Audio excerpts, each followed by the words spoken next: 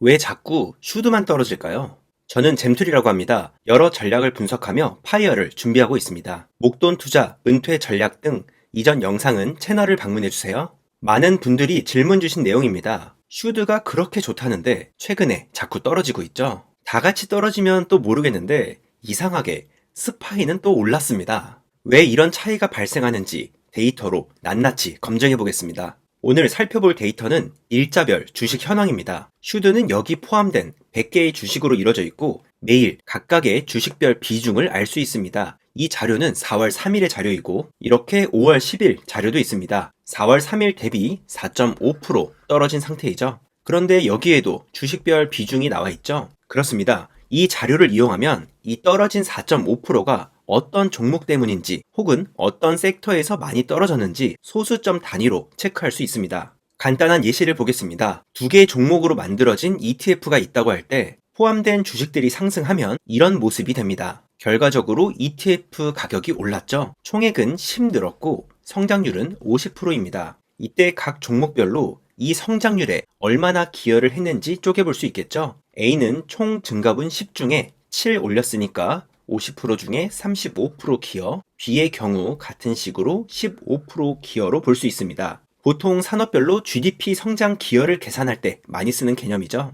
성장 기여 비중, 영어로는 C2G 혹은 Contribution to Change라고 해서 C2C라고도 합니다. 앞서 설명드린 대로 데이터를 처리하면 다음과 같습니다. 마이너스 4.5% 중에 가장 크게 마이너스 0.48%는 UPS가 차지했습니다. 글로벌 물류회사죠. 총 변화 중에 거의 10%가 넘는 비율을 차지하고 있네요. 여기 있는 C2C를 모두 더하면 마이너스 4.5%가 설명됩니다. 하나 더 볼까요? VLO, 발레로라는 에너지 기업입니다. 가격 변화는 마이너스 20%로 매우 컸지만 상대적으로 자산 비중이 적었기 때문에 총 기여 비중은 UPS처럼 크지 않습니다. ABB, 화이자 같은 기업도 보이죠? 이 위쪽 10개의 기업이 마이너스 4.5% 중에 총 3.3%를 차지합니다. 이걸 섹터별로 나눠보면 다음과 같습니다. 이때도 플러스, 마이너스 모두 더하면 마이너스 4.5%가 되겠죠? 상대적으로 이 4개 섹터에서 큰 하락이 있었습니다. 이 프레임을 토대로 스파이와 한번 비교해 볼까요? 같은 방식의 계산으로 스파이를 비교해 보면 다음과 같습니다. 이걸 다 더하면 스파이는 플러스 0.5%였죠. 전반적으로 스파이가 더 좋은 성과를 보여주고 있습니다. 특히 차이가 큰 부분만 보자면 이 4가지 섹터에서 차이가 가장 컸습니다. 슈드 스파이 간 총 차이가 5%인데요. 그 차이 중 대부분이 이 4개 섹터에서 발생하고 있습니다. 먼저 금융 섹터입니다. 종목 수가 2배 정도 차이 나죠. 동일한 종목도 보입니다. 다음은 헬스케어 섹터입니다. 역시나 종목 수 차이가 많이 크죠. 겹치는 종목이 정말 많이 있고 표에는 안 보이지만 세 번째 있는 암젠도 스파이에 포함되어 있습니다. 동일한 섹터이지만 더 많은 종목에 분산된 스파이가 더 좋은 성과를 보여주고 있습니다. 다음은 산업 섹터입니다. 여기서도 같은 종목이 보이죠? 슈드, 스파이 모두 안 좋았지만 종목 수가 적었던 슈드의 하락폭이 더 큰 모습입니다. 마지막으로 IT 섹터입니다. 여기서도 모든 종목이 겹치는데요. 세 번째 브로드컴도 스파이에 소속되어 있습니다. 그런데 이번에도 종목 수 차이가 아주 크죠. 슈드의 경우 섹터에서 좋은 종목들을 잘 뽑았지만 절대적인 분산 효과에서 밀린 모습입니다. 종목 수 차이가 5배죠. 하지만 제 경우에 사실 이 정도 하락은 오히려 반갑기도 한데요. 이건 제 의견이고 실제 데이터를 보겠습니다. 지난 10년간 월별로 주가 성장률을 비교해보면 다음과 같습니다. 큰 차이가 안 보이죠? 둘 사이의 격차를 보면 다음과 같은데요. 슈드가 높을 때도 있고 스파이가 높을 때도 있습니다. 최근 들어 변동폭은 물론 그 차이도 커진 모습을 보이지만 주거니 받거니 하는 모습을 보여주고 있죠. 아마 차이가 더 커진다 싶을 땐 다시 리밸런싱이 돌아옵니다. 성적이 낮은 기업은 빼고 좋은 기업을 다시 넣겠죠. 그리고 아까 보셨던 이 데이터 기억하시죠? 이번 한 달간 가장 성과가 안 좋았던 이 10개 기업 주가 상황은 안 좋았던 게 맞습니다. 그럼 배당을 한번 볼까요? 빠르게 보겠습니다. 글로벌 제약기업 에브비입니다. 배당 잘 오르죠? 10년간 3배 이상 올랐습니다. 반도체 회사 TI입니다. 10년간 4배 이상 올랐습니다. 통신 네트워크 기업 시스코입니다. 잘 오르죠? 10년간 2배 이상 올랐습니다. 국제 물류회사 UPS입니다. 최근에 아주 좋았죠? 10년간 3배 가까이 올랐습니다. 석유화학 기업 발레로입니다. 10년간 5배 올랐습니다. 0.2달러 받던 게 이제 1달러로 올랐습니다.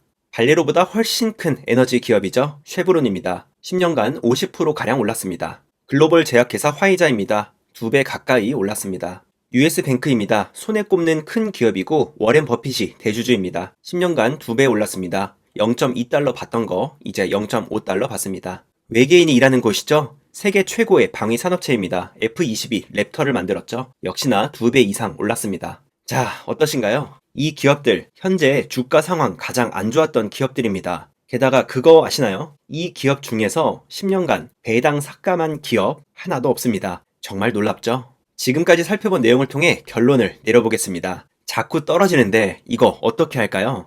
이미 데이터는 많이 살펴봤죠? 결론은 대부분 의견으로 마치겠습니다. 지금 스파이보다 더 떨어진 거 맞습니다.